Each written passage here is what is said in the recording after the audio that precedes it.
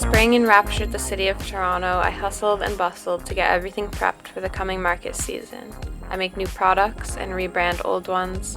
I work on my displays and attend 5 market days. Come along for the journey, why don't you? I started Stay Curious Art Emporium in 2021 and have been taking small steps and trying new things each year. There's been a lot of missteps, but that's also the reason I know all that I know now, as somebody who didn't really know a lot about business and just wanted to sell my art. I'm a 28-year-old mixed media artist who needs creative expression in this fast-paced world, and here's how I'm staying curious lately.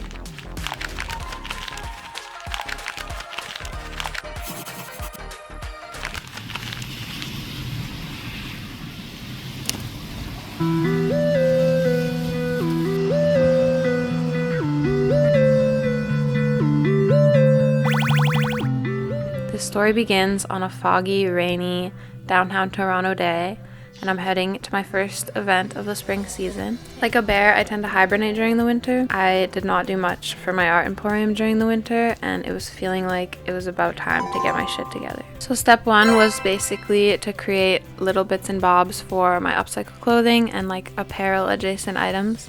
So I made new little tags for my clothing with my branding on it, and I made new little tags for the keychains.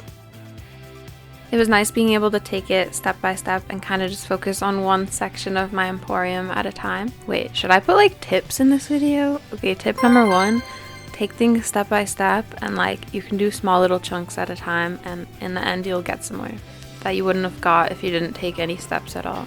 I also made a bunch of patches, and I was basically just chilling at the table helping people get introduced to the workshop and selling my little patches and stuff.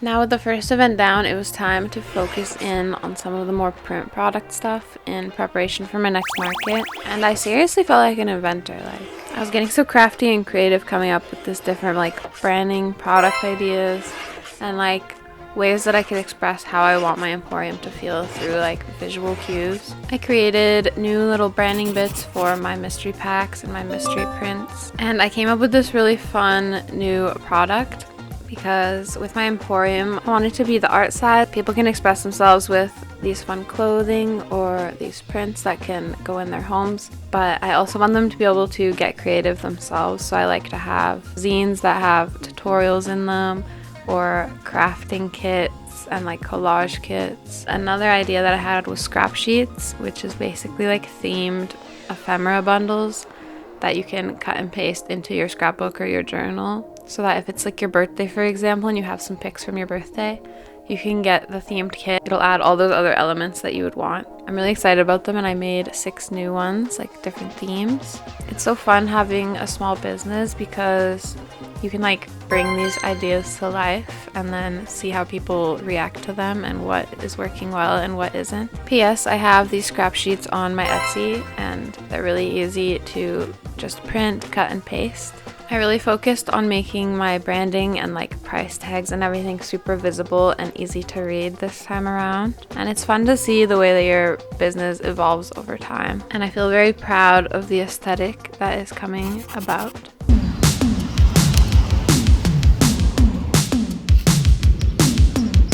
Welcome to my second market of the season. This one is at 𝗦𝗡𝗢𝗢𝗢, and it's got the special theme of stoner girl culture or 20, and it also happens to be 𝗦𝗢𝗢's 1-year anniversary. It's a really cute little shop that's set up like an apartment building with like a living room section, a bedroom section.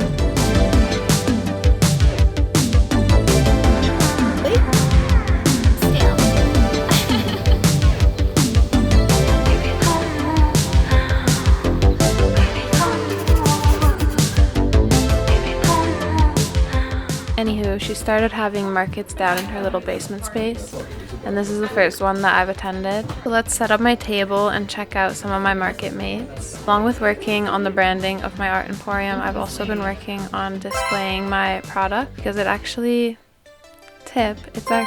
a huge deal. And if you put some energy and effort into it, it can go a long way, because it just makes the shopping experience a lot more fun and like easy. So I tried out having these little $5 and $10 bins so that people can like search through and find stuff.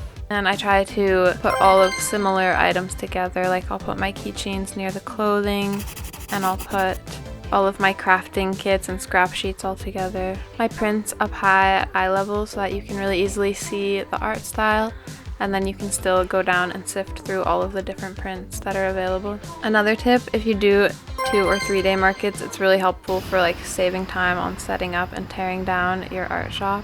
However, I basically always show up tired on the second day without fail. And today I got some energy back into me by getting greeted by all of my market mates. And they sold out my stamped bandanas, which was a really cute start to the day. That is really cute, actually. Work it, work it. Hey, hey.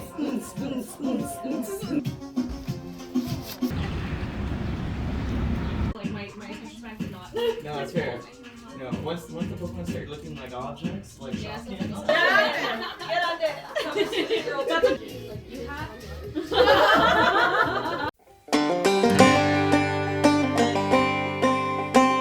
Another tip of mine is to have some kind of a quest for your market that is not related to making money. Obviously we're trying to make money, but like it's not always going to happen at every market, and to have like a side quest makes it feel worthwhile. Some examples of side quests are like fill 4 pages in my sketchbook, or network with as many small business owners as I can, grab some cute footage while your whole art display is set up. Since this is a small business vlog, I'll be more transparent than I usually am, and I'll say that I did have a very successful market this day. The fee was $150 and I made about $650, which is over 3 times the fee. Which, another tip of mine recently is that my goal for most markets has been to triple the fee, because doubling it sometimes makes it feel like it's still like a lot of work, but obviously whatever happens happens. So thanks 𝗦𝗢𝗢𝗢 for a very cute and successful market. They're happening every month and I'm definitely gonna do another one in the future.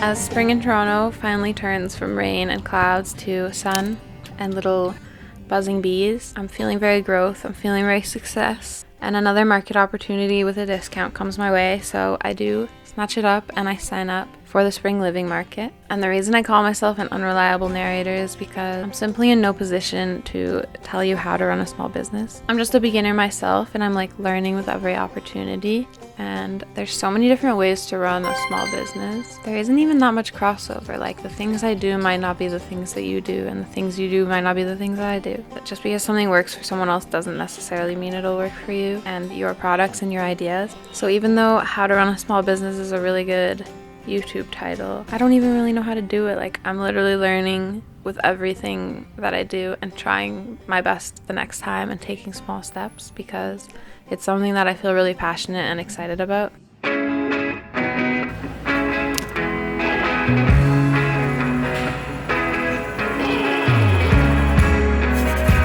So here I go setting up for my 3rd market, and I got a really nice spot by the window illuminating all of my products, which I'm kind of grateful for. You can have all these nice footage. But unfortunately, the market itself was very slow. And so another tip of mine is to try your best to do your research about if a market is gonna suit you or not. A huge difference is also like the customer base that goes to that specific market. Is that a customer base that is part of people that you sell to? Are they part of your target audience for your products? Because if they're not, a market could be really busy and you still could not do great. I did get to start each morning out with a free tea though. And one day I got my face painted by my friend Kyla. So of course I went straight to my tips from before, which is to utilize your time wisely. I started sketching. I love doing sketchbooking at market. I'll also spend time making like videos and reels and like promotional material, because I don't always have my shop set up, you know. It's like a really good opportunity to take videos for your products where your whole business is set up and appearing the way that you want it to be. Sometimes with markets, community and money come together, and sometimes they come separate, and you really never know what will come out of like simple conversations with people, especially when you're in this small business environment.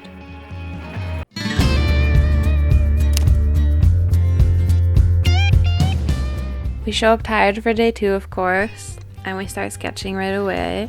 And I'm wearing my upcycled bunny skirt. I always like to wear something of my products because it does spark conversations with people about what I'm selling. And one of the fun shenanigans of this market was that the guy selling juices beside me had a little bit of a bored daughter, so she was very interested in art, so I got to do a little bit of an art lesson with her, and I got a bunch of juices out of it. Gotta love a trade. I'm always trading at markets. It's actually the best. I taught her the tiniest bit about shadows and where the light is coming from and color theory, and she taught me about glow-in-the-dark pens and my secret spy name, which is Sneaky Legend. I brought my paint palette that day and did a bunch of little painting in my sketchbook, and she gifted me this cute little pixely sticker sheet, which I'm obsessed with. And that's a wrap on day 2. Here you can see the way that I pack up all my stuff into somehow one giant suitcase and 2 tote bags, and then I have the clothing rack as well on the side.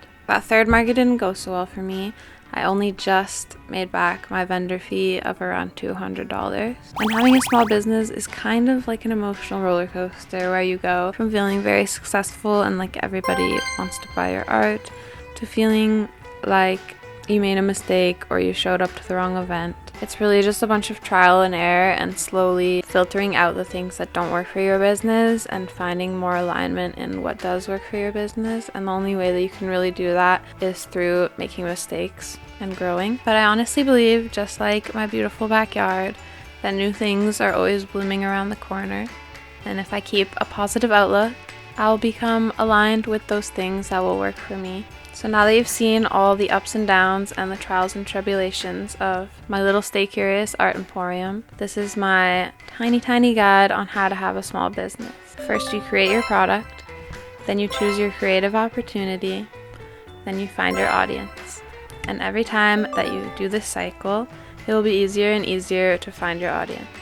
Thanks so much for chilling with me while I do all this small business adventures. I hope you enjoyed. I always love experimenting with different mediums, and I especially love sharing it with you. So follow along for the next adventure.